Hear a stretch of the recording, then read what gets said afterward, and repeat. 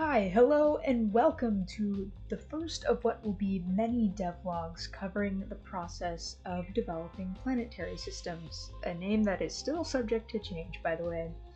I'm Alex, and I will be your host for today's video, so sit back, relax, and I hope you enjoy.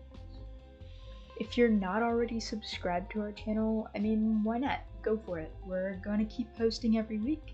So if this is the kind of content you'd like to watch, we're here and we're going to keep delivering on it, so stick around. In today's video, I'm going to talk about the very beginnings of this game and how the idea came about. Like I said, we're temporarily calling it Planetary Systems, but that's just kind of how Gabe and I sat down and brainstormed possible games we might want to make. We started by listing game elements we liked and didn't like. We knew early on we wanted to make an adventure game, and what we came down to was making a 3D low-poly space adventure or exploration game, but we also really like co-op in games. We like when two people can play a game together and just have a good time, or they can choose to play by themselves. That's something that I personally really like about games, is having that option to choose. So these were like the four first elements we knew we wanted our game to be about. However, there's some elements of other adventure and exploration games that we did not want. Specifically, we don't want a combat system in our game.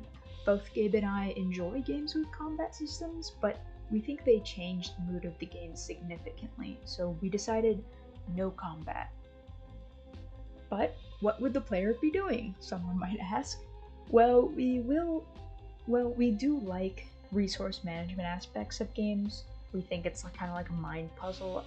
It's a part we really like about games. And we also really like making things in games, so crafting and building was something we knew we kind of wanted to have in some sense. These two elements are really heavily inspired by games like Minecraft and Scrap Mechanic. Minecraft much more well known than Scrap Mechanic, but I check out Scrap Mechanic, it's pretty dope. Now, I had always admired the Pip-Boy from the Fallout series.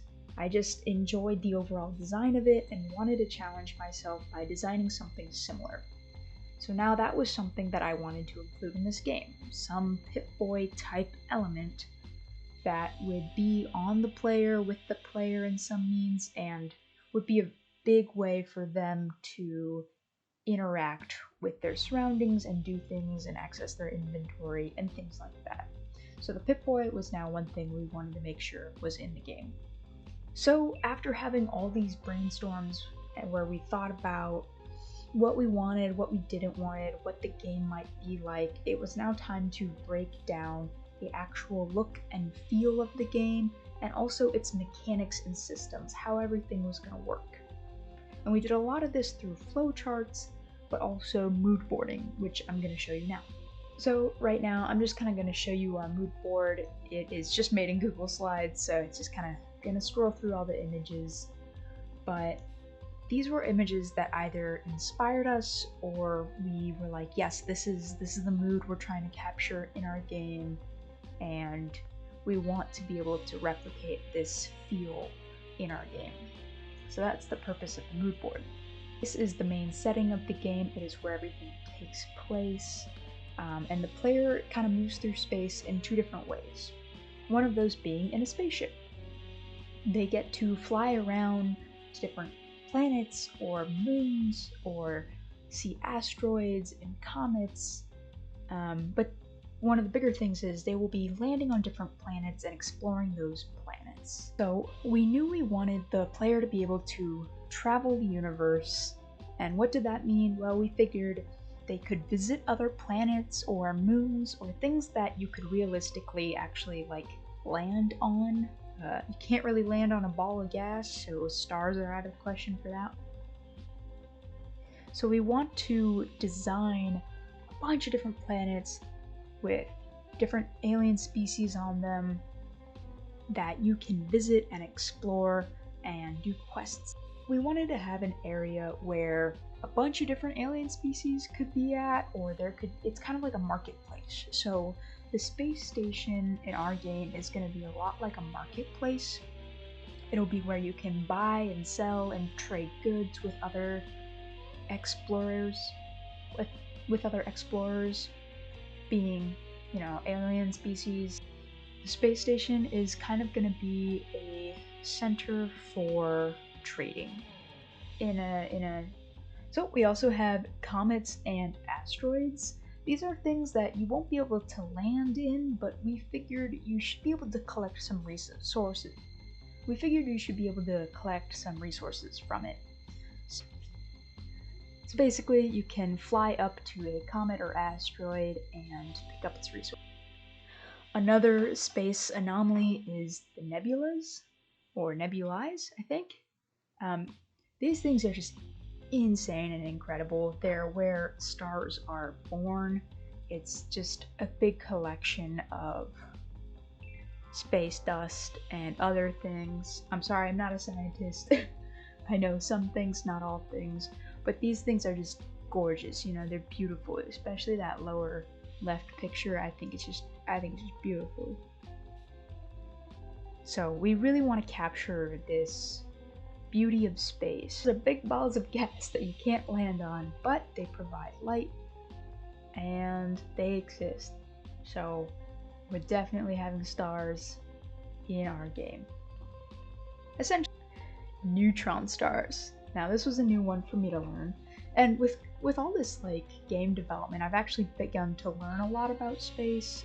Gabe is someone who's always really loved space and has many books on it, and I've been reading a little bit from books he has and just listening to him talk about space. It's really fascinating and he really enjoys it, and so it's been really fun to learn it in this process, learn stuff like this. So there will be some things in space that are dangerous and you will want to avoid, so you don't necessarily fight them like with combat, but you do need to avoid certain obstacles. One of those being the neutron stars. Obstacle is the black hole. So black hole is pretty. This is some pictures of the Pip-Boy that I've already spoken about. We're calling our version something like a zipcom.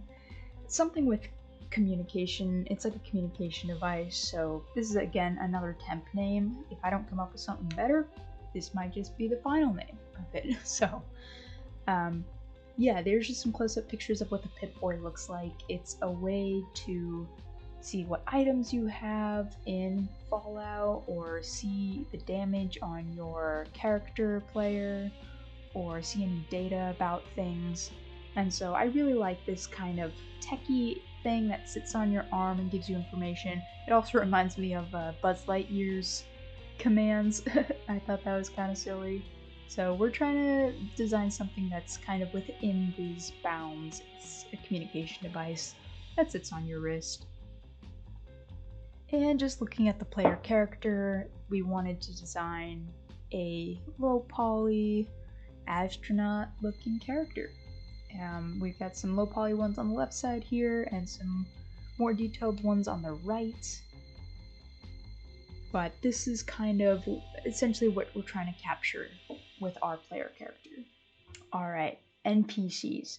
Our NPCs are going to be several different alien species. Pictured here is a bunch of Ben 10 aliens, which might seem kind of silly, but I kind of grew up on watching Ben 10, and I always liked that their aliens, quote, were not like, you know, green, they've got, you know, one eye or something like they were always different, and they always had character to them, and they were unique, and they had reasoning for their characters, and I just really liked how they designed their characters in Ben 10 for the aliens. So I'm heavily inspired by that, and each kind of terrain, and we're going to get into our environment soon here, but each kind of the terrain will have its own type of alien species that is meant to like live in those terrains. And so these are just going to be super fun to design. We're designing different types of environments, one of them being a forest. But again, everything is meant to be a little bit off or weird or different, because we're not trying to just make it like Earth all over the place. We want the trees to be different. We want the grass to be a little different. We want rocks to be a little different. Like, everything will read a little different from Earth, because Earth isn't, you know, copied and pasted all over the universe. It might be very different from what we imagine it to be. We also have rocky terrain. I apologize for. We also have desert terrains. Just thinking about having very vast areas, maybe with pockets of life and pockets of these really high spires. Another terrain I really like the idea of having an underwater terrain where your actual movement is through the water. And next we have the swamp terrain. Again, I really like the style of like the houses and boats in swamps, or in swamp fiction. And different from rocky, we want to have a mountainous area. This would be much more barren, much like higher up. It has hills and mountains and trees and stuff like that. And on the left here you see like a pink photo of mountains. Again, mountains, snow might not be white in all planets. Maybe they're pink. I don't know.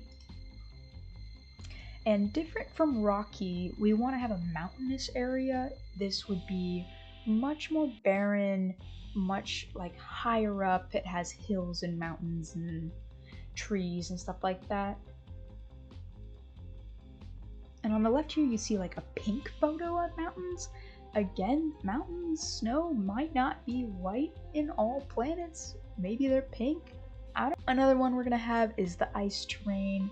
Very flat and barren, but again with little pockets of life.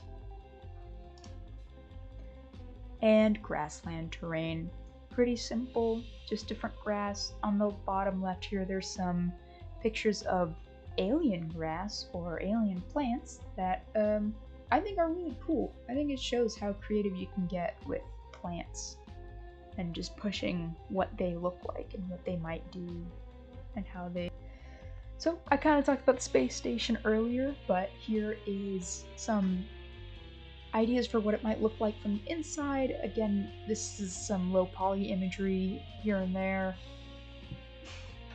But being able to look outside windows and see space out there is another thing we want to have. And this actually wraps up the mood board and just like what we have so far. And here's a little sneak peek for next week. We're going to be going over the concept art and the game blocking. That's purposefully why I didn't show any concept art in this video. Alright, we're at the end of the video now. Today we went over the whole kind of creation of the game idea for Planetary Systems. It's our next big title that Gabe and I are producing under Paper Turtle Studio. This game is going to take over a year to make. It's not going to just be thrown together in a month like Flock Friends was. We're putting a lot of thought into everything we're doing here, and we really hope to make a game that's just absolutely incredible and enjoyable for anyone who wants to play it. Thank you so much for watching this video. Subscribe again, go ahead if you want. Follow our different social media accounts. We're at Paper Turtle Studio. We've got an Instagram, a Twitter. We stream on Twitch 3 times a week. Come join the fun there. It's always a good time. And we have a Patreon. If you go to patreon.com/PaperTurtleStudio, you can sign up on any of our 4 tiers. We've got a cheap $1 tier up to a more expensive $25 tier. But you get so much with this Patreon package. I think it's a deal, personally. You get quite a bit from it. We're putting out extra content for Patreon supporters. We're giving them recognition in our DevVlogs. And we're just having a good time, you know? Just want to give a huge shout out to Giorgio. He's our first Patreon supporter, and we're so lucky to have you supporting us, so thank you. Thanks everyone for watching. We'll see you in next week's devlog. Bye.